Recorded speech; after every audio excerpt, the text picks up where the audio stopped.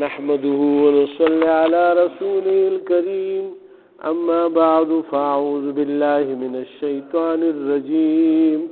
بسم الله الرحمن الرحيم وإلى عاد أخاهم هودا قال يا قوم اعبدوا الله ما لكم من إله غيره أفلا تتقون قال الملأ الذين كفروا من قومه إنا لنراك في سفاهة وإنا لنظنك من الكاذبين قال يا قوم ليس بي سفاهة ولكني رسول من رب العالمين صدق الله العظيم.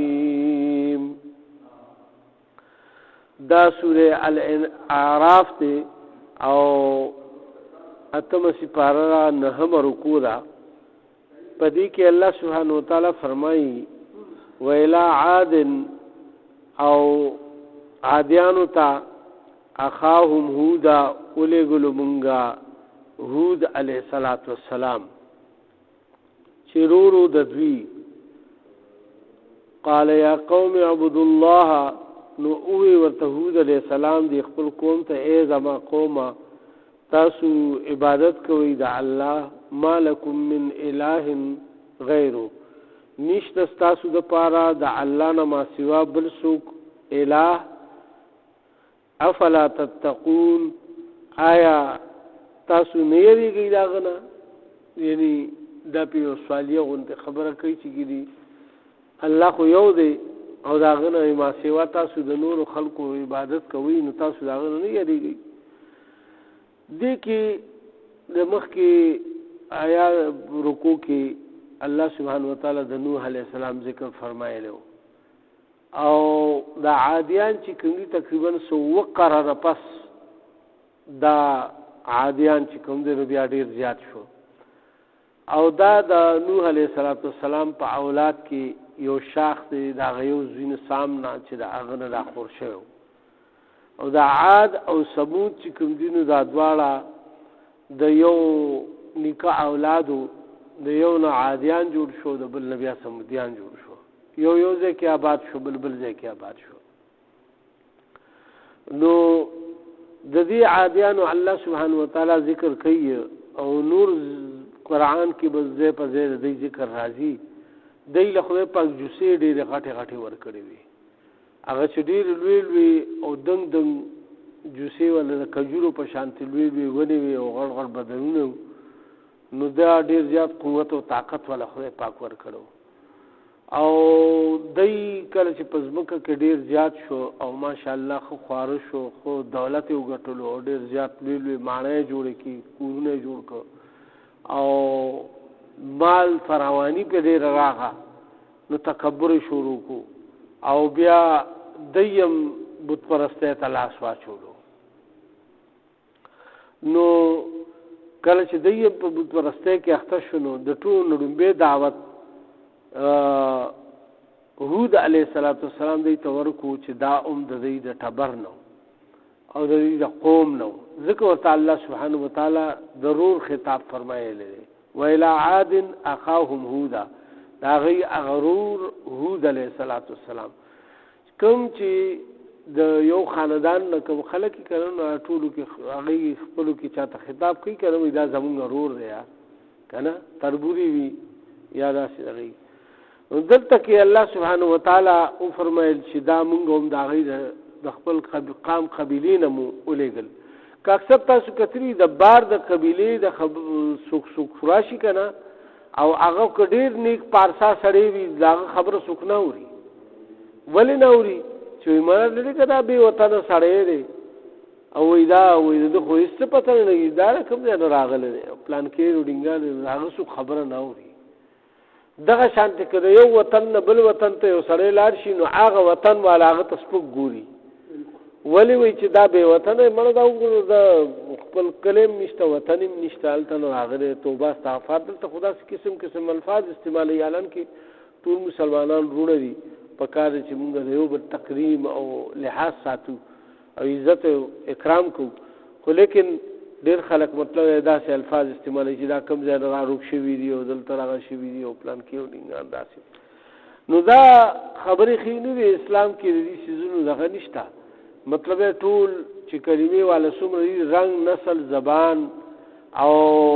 د قومیتونو تخصیص په دې کې نشته. نو دلته کې الله سبحانه وتعالی اوس د عادیانو ذکر فرمایي چې دوی ته موږ هم د دوی ورور لېږلو چې هغه هود علیه السلام او هغه ډومبې دعوت دا ورکړو چې تاسو عبادت کوئ د الله او د الله نه ما سوا بل څوک د عبادت لایق نشته او تاسو د هغه نه ویریږئ. یعنی تاسو نه یریږئ د هغه نه، یعنی ویریږئ د هغه نه. دلته کې اوس الله پاک فرمایي قال الملأ الذین، اوس جواب کې هغوی څه وایي؟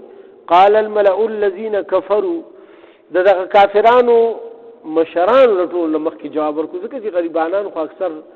غلي ناست دي ولې چې هغوی کې جرأت نه دومره چې هغه جواب ورکړي. نو دا مشران نیغ نیغ کېږي ولې چې هغه د قوم مشران وي او هغوی خبرلوس هم وي او هغوی وي چې هلکه ته څنګه راغلی چېرته نه راغلی، داسې ایغ نیغ هم وي او په سړي باندې چړاو هم شي. نو د دې د وجې نه د ټول نه مخکې نیغ نیغ مشران کېږي. نو دلته کې یا مالدار خلک چې مالدار د مالدارۍ هغه تکبر هم ډېر دغی که نه، هغه خو هم د چا نه یېرېږي شرمېږي نه او تریخ هم ډېر وي او غوسناک هم ډېر وي، دغه شانتې خبرلوس هم ډېر وي. د دې دپاره الله پاک فرمایي چې قال الملأ الذین، اوی هغه سردارانو د هغه کسان چې سردارانو کفرو د کافرانو نه من قومه د هغه د قوم نه انا لنراک مونږ خو وینو تعالی را فی سفاحة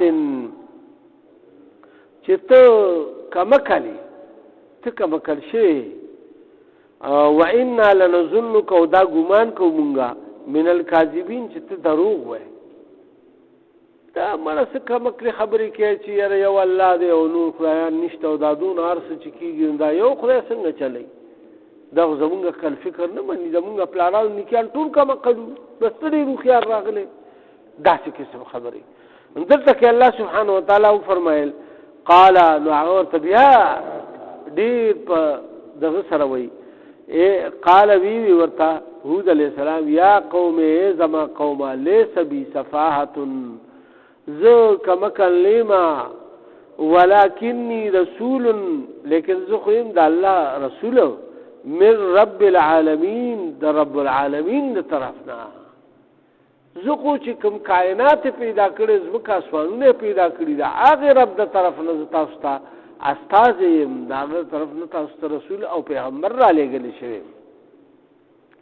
د څه دپاره را لېږلی شوی اوس الله پاک هغه بیانوي ابلغکم رسالات ربی، چې ورسوم هغه پیغامات د رب خپل، وانا لکم ناصح امین، او زه ستاسو دپاره خیرخوا یم او امین یم، امانتګر یم. یعنی د الله نه چې کوم پیغام ما ته ملاو شوی نو په هغې کې ما خیانت نه دی کړی چې ګینې یاره هغې کې ما سره ځان نه کمې زیاتې کړی چې څنګه الله ما ته فرمایلی دي چې ته خپل قوم ته دعوت ورکړه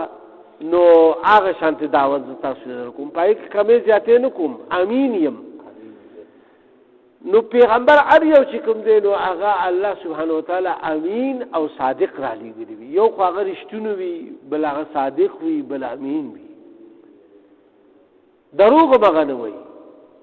ځکه چې دروغجن سړي باندې به څه باور وکړي، یو خبره به رښتیا کوي یو بله به دروغ کوي. او دغه شانته چې امانتګر نه وي نو هغه چې د دنیا په څیز کې په سونا او چاندې او په پیسو کې امانت نه ساتي او په هغې کې خیانت کوي. مثال چا ورسره امانت کې خو هغه هړپ کو، چا وله قرض ورکو هغه هړپ کو، نو دا خو امین نه شو که نه. نو دی به بیا د دین خبرې به څنګه امانت کې وساتي؟ د دې لپاره الله سبحانه وتعالی فرمایي چې هغه ورته وایي چې زه خو د رب العالمین د طرف نه یم او زه تاسو ته نصیحت کوونکی یم او امانتګر یم او رښتونی یم. او عجبتم، آیا تاسو په تعجب کې یئ ان جاءکم د دې خبرې نه چې راشي تاسو ته ذکر یو نصیحت من ربکم د خپل رب د طرفنا چې تاسو زموږ د ټولو رب دی علی رجل په یو سړي باندې منکم تاسو نه لینذرکم چې او یروي تاسو لرا وذکروا نو بس یاد کوي تاسو اذ جعلکم خلفاء کله چې وګرځولې الله سبحانه وتعالی تاسو لرا رستو راتلون کی داغه مخکینو خلقنا خلیفګان وګرځولې خلافت درکو سرداری درکا او ډیری کوي نوح علیہ السلام سره صرف اتیا کسان پاتې شي په کشته کې کړه او تاسو د الله په خلافت درکو د هغه نه یو رور راغو او غدل تابات شو داغه خدای په دومره آبادی سیوا کې چې سلو قاب قبیله او روغ ملک ته ډکته او دومره غټي جوسي او طاقت او قوت درکو سرداران پکې سونه جوړ شو کنه نو تاسو یری الله پاک پتا خپل نعمتونه یادای چې تاسو له الله پاک د هغه د غرقول نه پس په دې ځبکه کې خلافت درکو سرداری درکا من بعد قوم نوح د قوم نوح نه پس نوح علیہ السلام قوم چې کله هلاک شو تباہ او برباد شو نو په سیلاب کې غرق شو داوی کې صرف کشته والا پاتې شو او پای کې تاسو وای نو تاسو له خدای چانس درکو او تاسو دای غونټه عمل شروع کو شرک او بت پرستی می شروع کا نو الله پاک دا فرمایي چې وزادکم او زیات کوي فی الخلق په تخلیق کې یعنی تاسو خلق ډیر زیات شو التر یو کس راغلی وي او بیا غینه مطلب دا شروع قام قبیله او ډیر لوی ملک ته آباد شو بس طه او وسعت بل خو پاک درکو یعنی پر ازبک کې خوار وار شوي چا دلته کور جوړ کړي چا غلطه او چا غ جایداد قبضه کړي چا سو خنور سو کو نه کنه نو چې کوم څونه ځای به راګیرو نشو راګیر به کو بس کارولو به دا خو پکې نه وکړي چې مخلوق دومره ډیرو نو دلته کې الله پاک ورته فرمایل فذكروا تاسو یاد کړئ علی الله احسان د الله سبحانه وتعالى لعلکم تفلحون خایږي چې تاسو فلاح ومرئ کله الله احسان و یاد کو او تاسو الله نه اوری دی او د الله په حکم باندې معاملو کو زما په طریقه باندې چلی دی نو تاسو به کامیاب شئ فلاح تبور سئ قالو نو جواب ورکو اجئتنا آیا راغلی تم تا لنعبد الله وحده دی پیغام سره چې مونږ عبادت کو صرف د یو الله چې هغه یو دی ونظر ما كان يعبد او پریدو اغا نور بوتان یا خدایان چې کوم مونږه عبادت کو آباؤنا یا زمونږه پلارانو کوم عبادت کړي داغي یعنی زمونږ پلارانو نکانو چې کوم کار کړی غلط دی لکه دې سوال پیوکو فاتنا بما تعيدنا نو ته روړه یا راول په مونږ باندې آغا چې تمون تکبه دمکیانه راکې یا وعده مون سره کې وعده ور سره دا کول چې ور تاسو هم دا غي غونتی په عذاب ککړ شي څنګه چې د نوح علیه السلام په قوم باندې عذاب راغو نو تاسو هم دا سره راغی دلته کې الله پاک فرمایي چې هغه ته التبیت ورکو چې تاسو مونږ رسنه یاره نو هغه په مونږ باندې راولا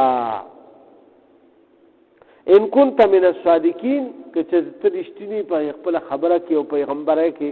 ترشتنی نو ته په مونږ باندې راواله قال نو پیغمبر ورته وی هود علیہ السلام قد وقع علیکم من ربکم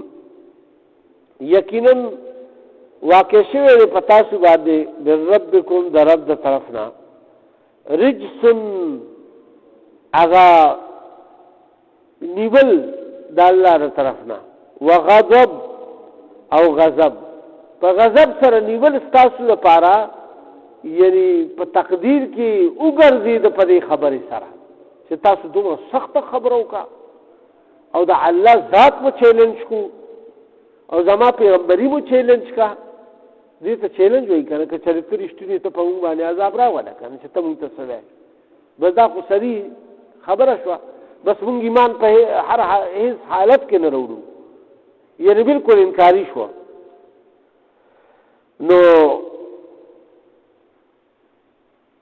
اتجادلونني آیا تاسو کوي ما سره جګړه فی اسماء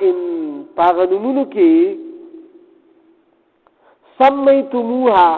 چیخی دی تاسو اغیلرا انتم واباؤکم تاسو یا تاسو پلارانو نکیانو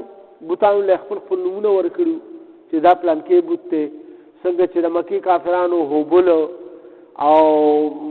مختلف قسم داغي بوتانو کنه نو الله پاک فرمایي چې ما نزل الله بها من سلطان نبی نازل کړي الله سبحانه وتعالى پدې تبارک سے سند نشته تاسو سره حضرت سند د سره نو چې پیغمبر سند خو یا د کتاب سند خو صحیفه خو چې الله ویلي چې او دا بوتان دي یا دا خلق دي د خدای کې ما دي ځان سره شریک کړی دي او تاسو د عبادت کوئ نو چرته خو خدای نه دی ویلي نو تاسو د دې په اړه کې سند د سره نو ماته خو فانتظروا او کني داسې نو بس تاسو انتظار کوئ انی معکم نظم تاسو سره انتظار وکوم په دې کې بوسېګم من المنتظرین او زم انتظار نه کوونکو خلکو نه یم تاسو انتظار کوئ زم انتظار کوم زم په دې کې تاسو یې په خپل انجام ته ورسئ فعنجیناه نو بچ کومګه اغلرا والذین معه او هغه کسانو لرا چې کوم هغه سره یعنی مؤمنان مسلمانان برحمت منا پر رحمت او مهرباني خپل سره وقطعنا او پریمکو دابر الذین اغجرړي دا خلقو کذبوا چې دروغ غړلي بیا آیاتنا زموږ آیاتونو لرا وما كانوا مؤمنین او نو هغه مؤمن یعنی ایمان وروړونکي دلته الله سبحانه وتعالى خو بس دې کې مختصرا ذکر وکړو خو نور زینو کې الله سبحانه وتعالى بیا دې تفصیل بیان کړی په یو بل صورت کې الله پاک فرمایي چې په دې باندې الله سبحانه وتعالى اتر وزي او وشپي مسلسل چې کوم دې په دې باندې یخه بعد سرسر چلی دو او عادیانو باندې او دا ډېر تیز بادو او هغه دومره تیزو کنه چې دا هغه رفتار ډیر زیات تیزو او هغه دا کجوري ونی او دا هر یو سیس چې کوم دی نو چتولو اخر کې دی ته د پناه ځای نه ملایي دو دی داسې چت په کو دي زمکه له رو بغول سر او خپي او یو شی به بیل لاړو دون عادیان او دا دومره قوت طاقت دی وی چې زمون په قوت طاقت کې څو کوچتي من اشد منا قوه زموننا په قوت او طاقت کې څوک زیات سختي دا باغی دعوه کوله نو الله پاک ګوره خلکو ته او خو تر قیامت پورې راتلون کې انسانانو ته چې اغاوا باندې دا شوچت کو چې رو به بغورو کړو سر به هغه ته پرې او تخپه به دا چې الله سن دا چې بالکل کومي هر څه دا چې یعنی بالکل وبشلې ختم بشي دلته کې الله سبحانه وتعالى فرمایل چې بس الله پاک وقطعنا دابر الذين كذبوا بآياتنا او پریمکو دا اغا جرړي یعنی دین دا مطلب شو چې په دغه قوم کې څوکم ژوندې پاتې نشو دغه قوم کې چې کنه دا جرړي پرې کول مطلب دا چې د دې غواړل وی ټول لاړه پاتې دا له اصل کې نو چې دا غټ ته دا وړو کړي بس ټول لاړه واړل وی پکې ټول لاړه نو جوړې ختم شي نو بس به ګنام سره لاړ شي کنه کدی به دنو الله په علم کې او چې دای بم داسي دلته کې الله سبحانه وتعالى فرمایي او دلته کې داو فرمایي چې دا مونږ راغی جوړې پرې کې چې چا زمونږ آیاتونه یعنی دروغ وګڼل او ایمان وروړون کې نو دی او نه وروړو نو لہذا الله سبحانه وتعالى دا غي جرد ختم کې او ختم کړ دروغجن خلق الله د دنیا نه نست نابود کړ الله سبحانه وتعالى دې مونږ ټول د داسې خلقونه دغرا کی او بیا مونږ ته په دې قرآن شریف باندې د عمل توفیق راکړي او دا واقعیات زموږ لپاره الله پاک نصیحت آموز وګرځي. یا الله د دې نه مونږ ته عبرت حاصل کړي او یا الله مونږ ته عمل نصیب کړي که په دې په معنا په مفهوم کې زموږ څه کمې زیاتې شي معافرت وکړي او یا الله زموږ عملونه صحیح کړي په خپل فضل او کرم سره. په مونږ کې څوک بیماران یا الله شفایاب کړي، څوک قرضداران د قرضونو اخلاص کړي، د چا څه حاجتونه تاسو ته معلوم دي یا الله د خپل غیبي خزانونه ورته پوره کړي. د حق او حلال د رزق فراغ سبب زموږ ټول په خپل کور کې وتر باندې وکړي. په آخر کې ودازي مشانه کلمه نصیب کړي چې لا اله الا الله.